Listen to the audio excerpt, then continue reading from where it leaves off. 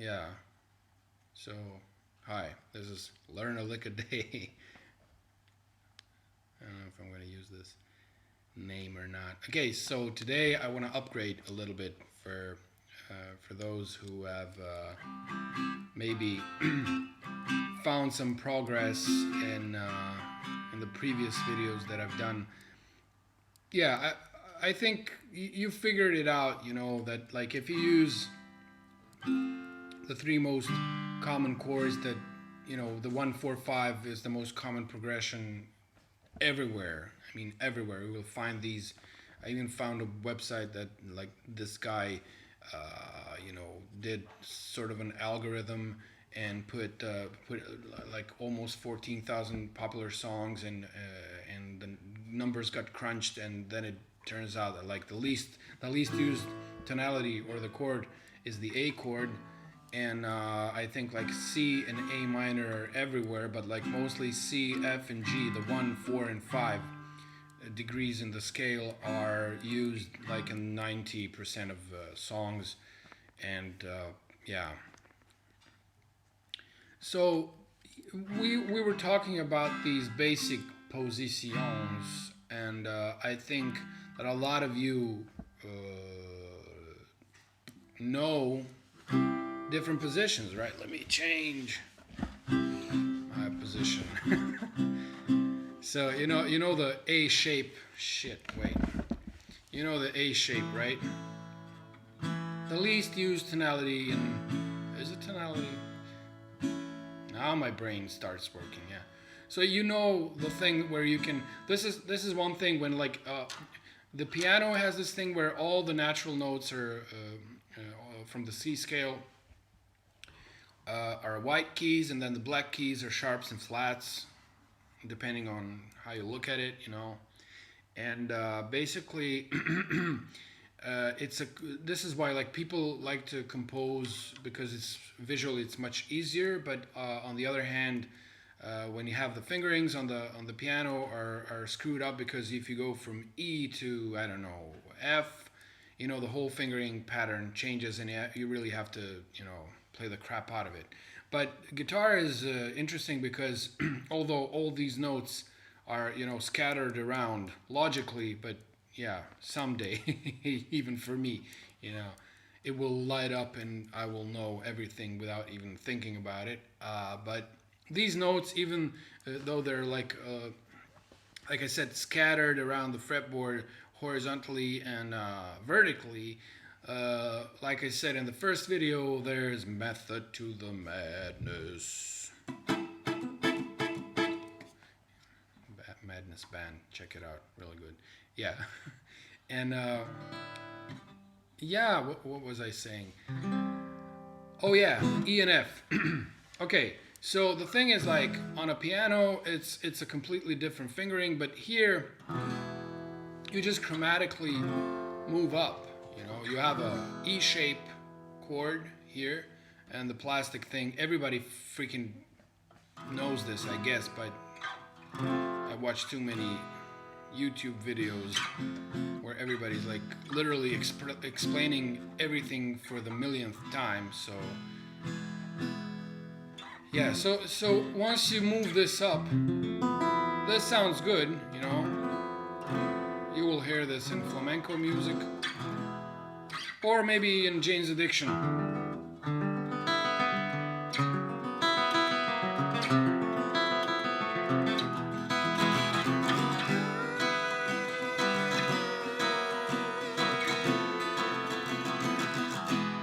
I think it says like 3, 4 or something like that. Or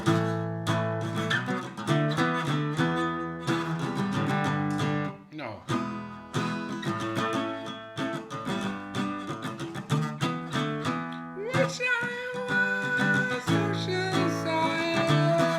Yeah, it's 11 o'clock p.m. I have good neighbors.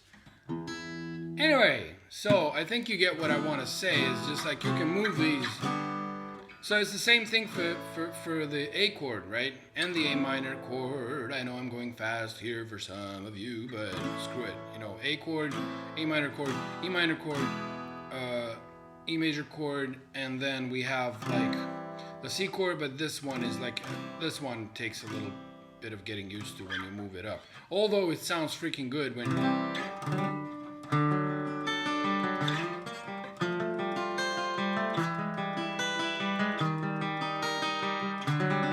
you can get a lot of cool chords and you don't even have to know the names. Like, you'll figure it out. But the main thing is like to get you going creatively, I guess. So you're not you're not inhibited by me burping. You're not inhibited by theory. You can just start creating stuff and then come back to it later, because yeah, it's happened to me a lot of times that you will write a song and then afterwards you'll be just like, well, what the hell am I playing? Like, what are these chords? What are the intervals? And then I don't know. Then you figure it out and then you give it a name and then it's just like, shit, I wanted it to stay a color or something in my mind, to be, like, oh my god, this chord represent, I don't know, like,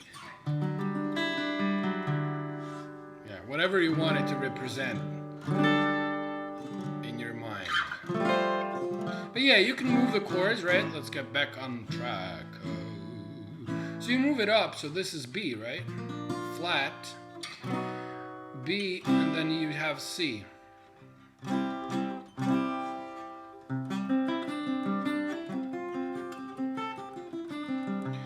So you use the same method that we used here.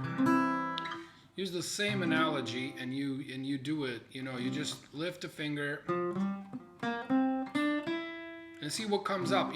On the third string, you will have a B note, which will which will get you into Mixolydian territory, which is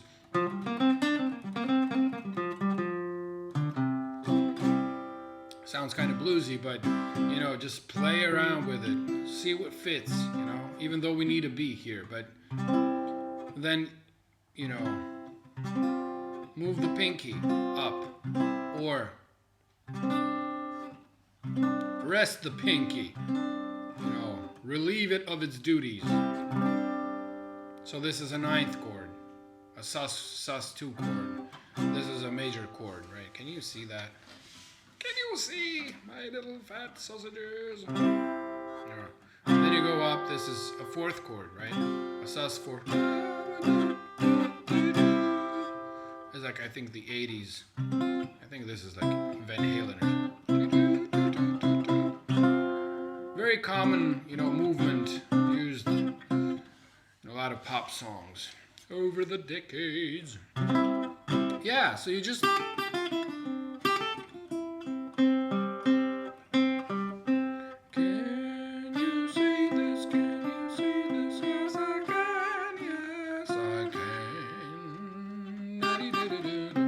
So yeah, you can pull a lot of melodies from this, and you see this. I don't know if I mentioned this. My mind is fucking quitting on me.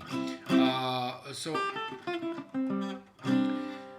go look at some flamenco videos, and you'll see that they usually bar this, and then they, raise hell with these three fingers, which I have no idea how they do that, but love it so much. I respect it so much. I wouldn't want to, I don't want to touch.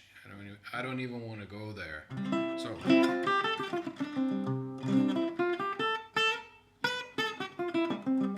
And then, like I said, you just write out whatever you just linearly. Is that the word? Yeah.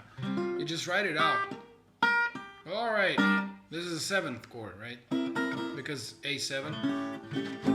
Because when you count the notes, flat 7, sorry. 1, 2, 3, 4, 5, 6, 7, flat, down, octave, and then you get.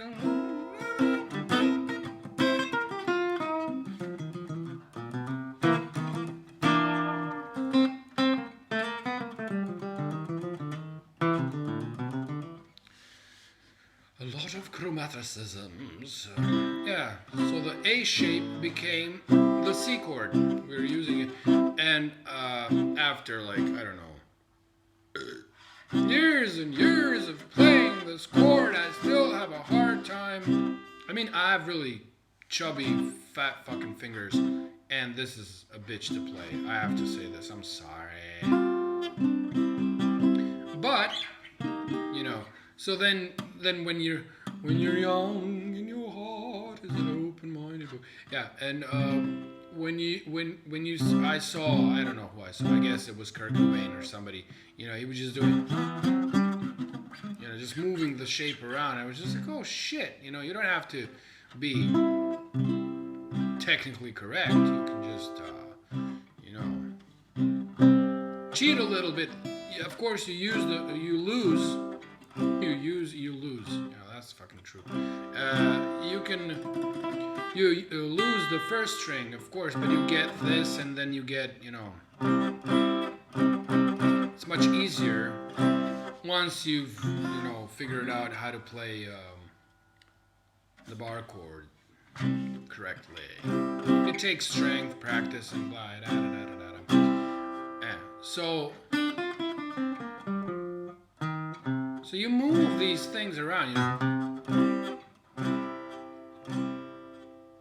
Yeah. So we were F chord, right? Bar chord.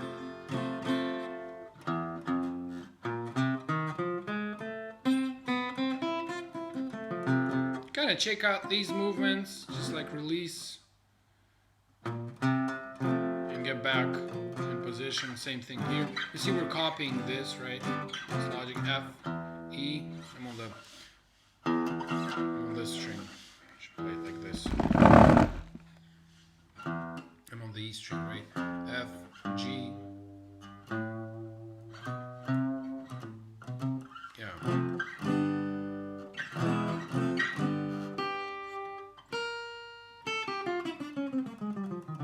Just try out various stuff, and you know, step by step you'll get it. Ooh, baby, I'm gonna get to you scale. So long, goodbye.